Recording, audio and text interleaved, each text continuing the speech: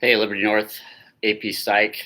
This is Mr. Davis. It is Monday, April 13th. This is the afternoon live stream.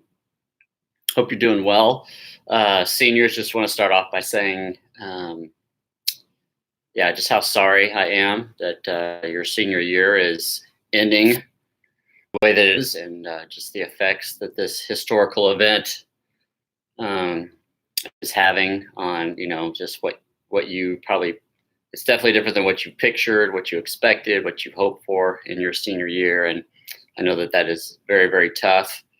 Again, that senior year is a big year. It's a peak experience according to Maslow.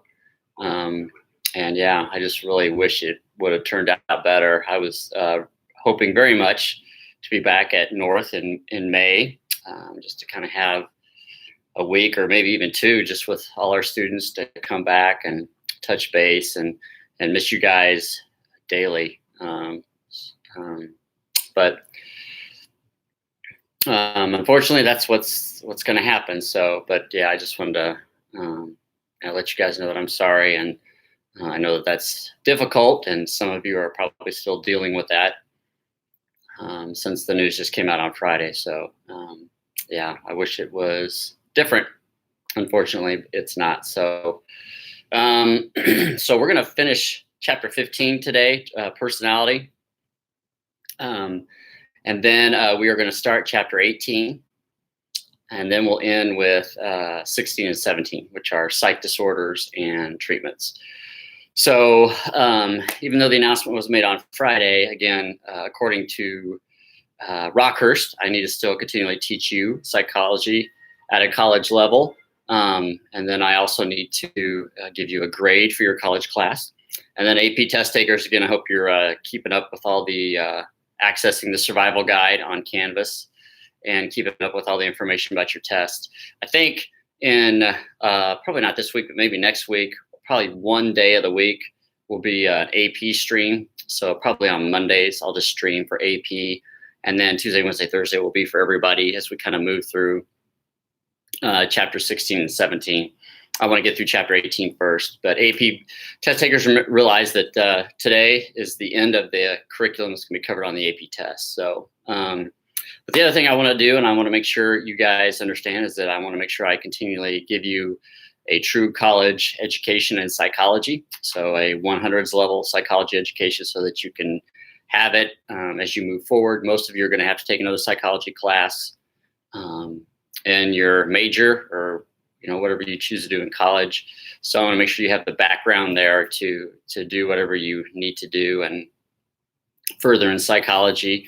So whether you're taking it for dual credit AP or whether you're doing neither, but you're going to go to college and you're going to have to take a psychology class that you are successful there. So we will continue on with the format.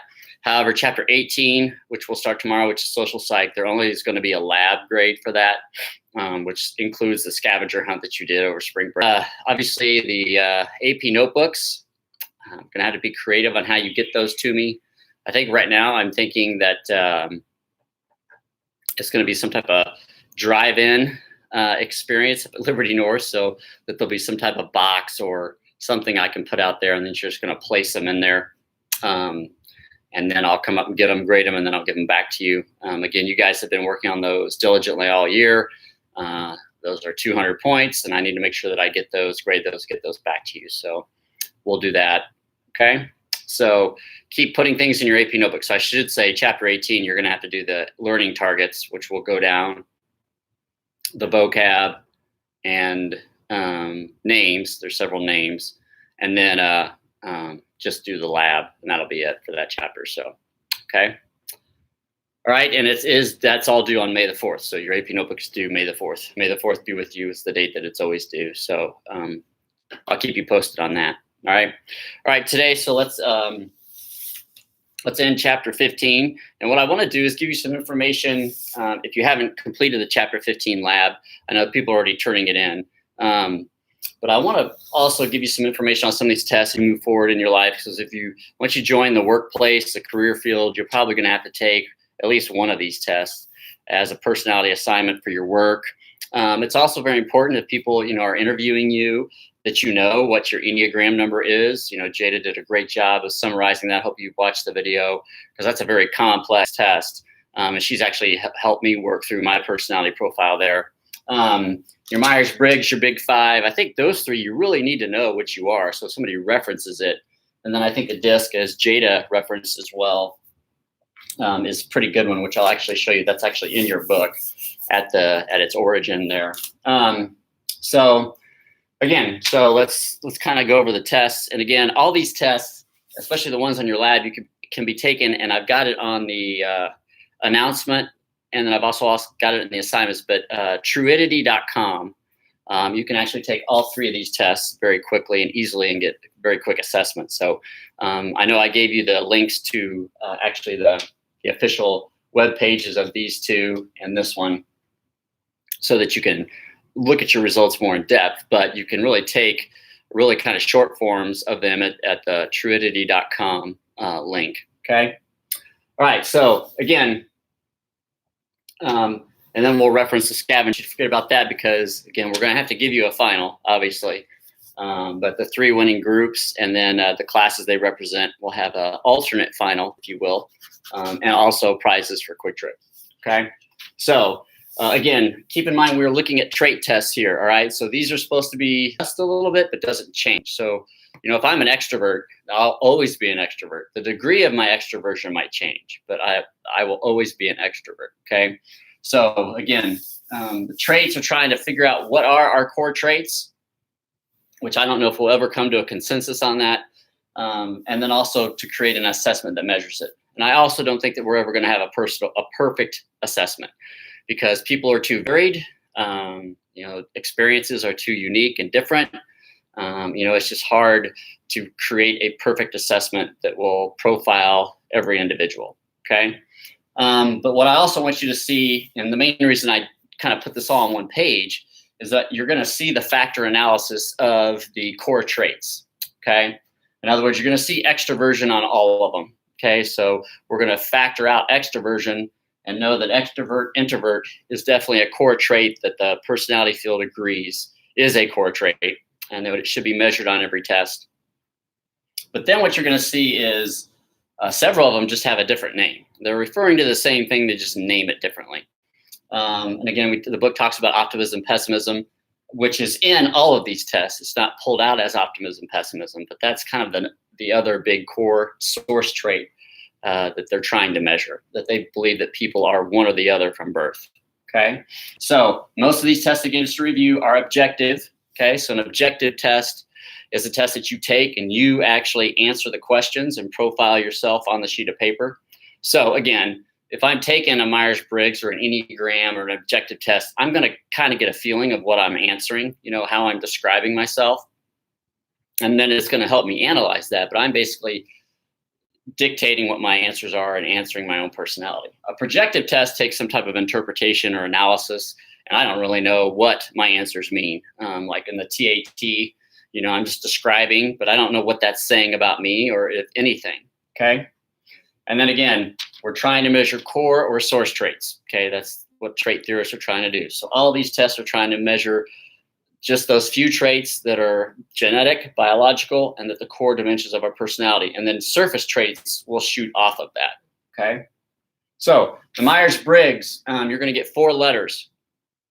Okay, you're either going to get an E or an I. Again, it's a dimension test. So you'll take the test, and then basically, you know, it's kind of like you're answering the same question, just phrased differently over and over and over. So if once you kind of get it clear, it kind of becomes maddening a little bit. So I remember that was my analysis of it, you know, but after a while, you kind of get used to it. You know what they're asking you. But they're going to give you a dimension on an E or an I. Okay.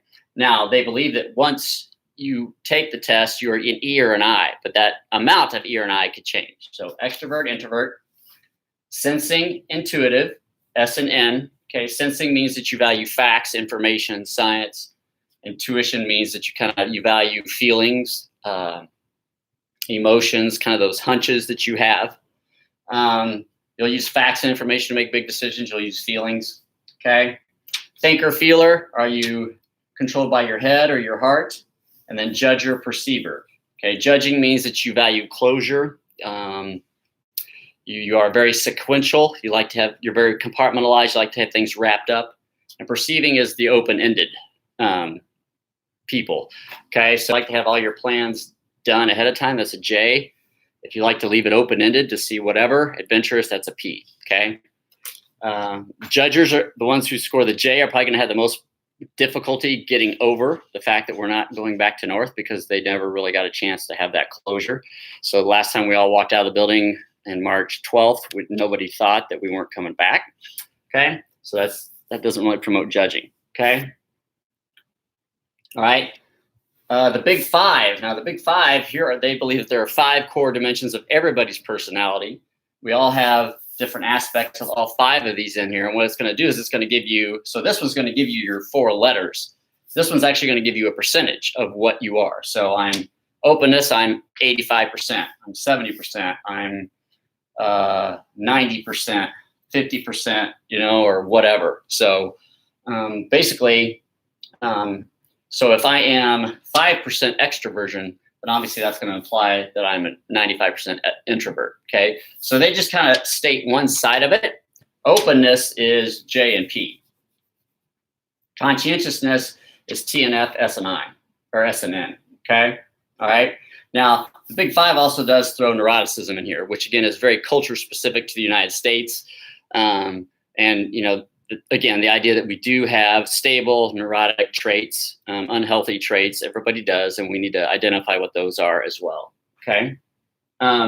So openness is, again, my openness to new ideas, to creativity, to new horizons, to being adventurous. Conscientiousness, again, is my organized, punctual self, discipline, that type of stuff there. Extroversion, obviously. Agreeableness is, again, my socialness, my ability to get along with other people, social intelligence a little bit there, but also just to be, agreeable to other people. And then neuroticism is anxiety, fear. Okay. All right. All right. So they believe those are the 5. And then what you have to do is you'll take it, like on Truity.com, it's going to tell you, 85% conscientiousness. Okay, which means that's a big factor to you. That's what's most important out of all these. And then it's going to tell you how far you rate on that continuum there. Okay. The Enneagram is going to give you 9 types. Okay, but I think one of the things people like and don't like is it's so complex. You get a type and then you have wings and so on and so forth. So it's very, very complex and complicated, but it does do a very good job of summarizing core dimensions of your personality and also explaining how it can be influenced by the environment and so on and so forth. Okay. And again, check out Jada's video on my channel. She walks you through that very, very well versed at it. Okay. 4 and 5 are actually very unique. I didn't go over that. Jada mentioned the DISC, which is kind of the popular version of this, but Isaac and Isink created the test that we actually took a personality test for in your lab, which it gives you, if you look over here, unstable, stable, extrovert, introvert. Okay. All right. So you see the extrovert, introvert again. And then depending on how you answer it, you're going to land up in one of these pies. Okay. There's 4 dimensions, if you will, 4 sectors, if you will. So here's you're extroverted, unstable, extroverted, stable, introverted, unstable, introverted, stable. Okay. And so you're going to end up in one of these 4 sections, okay, of the dimension, like a bullseye. All right. Now, this is exactly what the DISC does. It just names it differently. So it names dominant, inspiring, supportive, or cautious. Okay. So now it's got 4 traits. And what it does is it labels each one of them in the dimensions. But what I want you to see is that they're the same dimensions, same sections from Isaac's test. Okay.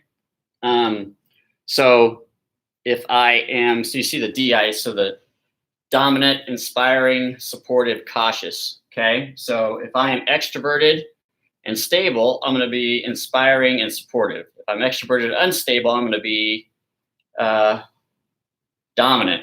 Okay, if I'm introverted and stable, I'm going to be supportive. Okay, and if I'm introverted and unstable, I'm going to be cautious. Okay, so basically, they're naming the same things. They're just giving it different names, which is what you're going to find as you go through all these. Is that they're pretty much all measuring the same thing, but they, in most cases, just give it a different name. Okay, so in the DISC, you're going to be given a section. So you're going to be either dominant, inspiring, supportive, or cautious, based on really extrovert, introvert, and stable and unstable. Okay, so it's really, this is just the results of both of those tests put on a sheet of paper, and you can pull out diagrams for these. Okay, the MMPI, which is a test, again, none of us are ever going to get to take, hopefully, because it's actually a diagnostic tool. You can't take a free version of the MMPI online. It's protected, it's published, and it's only for mental health professionals. So it's actually a diagnostic tool.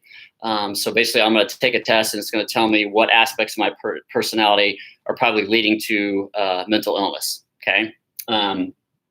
So anxiety, depression, I mean, adolescence, actually you guys, there's actually an MMPI just for you, that can kind of help you point and identify unhealthy behaviors, unhealthy aspects of your personality that might be leading to mental illness. Okay.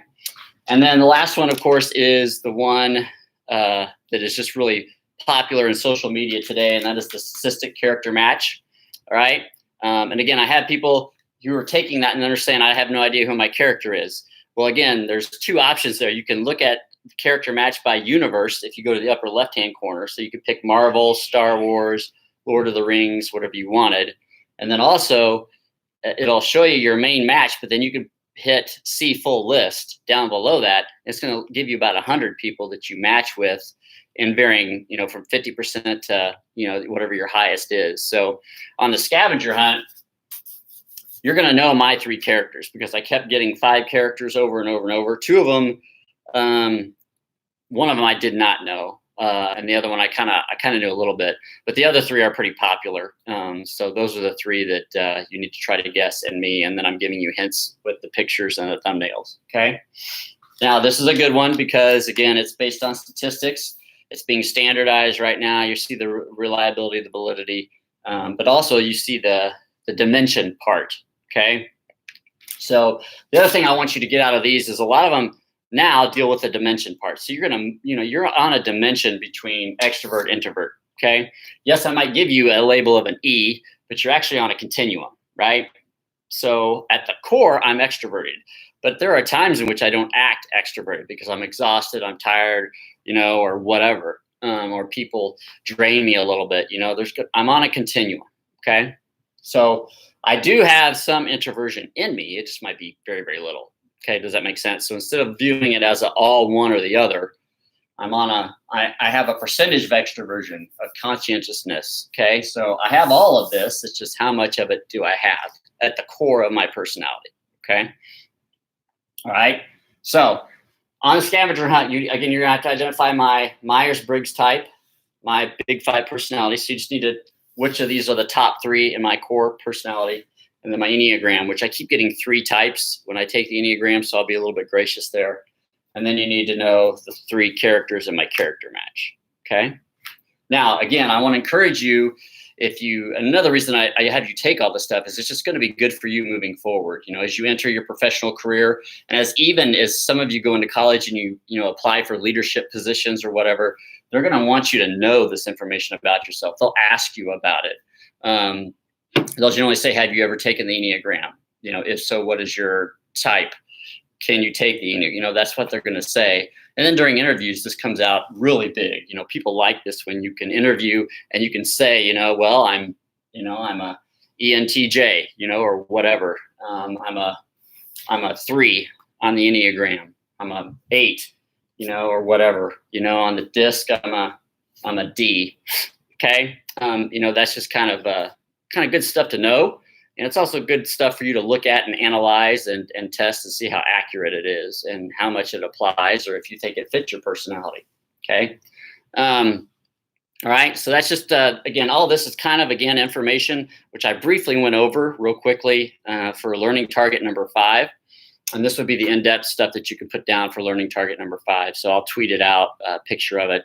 But this is also just good information for you to have. And it's also good for you to kind of share again that I have taken these tests. I know these personality tests. I know my profile according to this test, and I know whether I agree with that or not. That's what I love about the lab so far is I just love reading through and seeing, do you agree with what the test is telling? Do you agree that this is an accurate description of you? Does it fit your profile? Does it have holes? Is it missing it? That type of stuff. Okay. All right. So you had till Friday to complete all of your chapter 15 assignments. So again, simply it's the vocab assignment, the quiz, and your lab. Just send me a picture of the lab. And then don't forget that personality scavenger hunt for my personality type that's open. So that stays. You can work on that till the end of.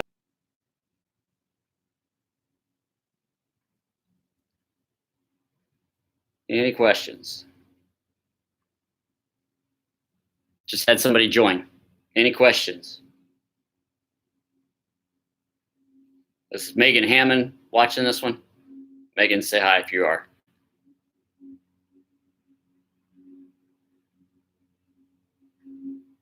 No. Okay. All right. Again, if you have any questions, email me.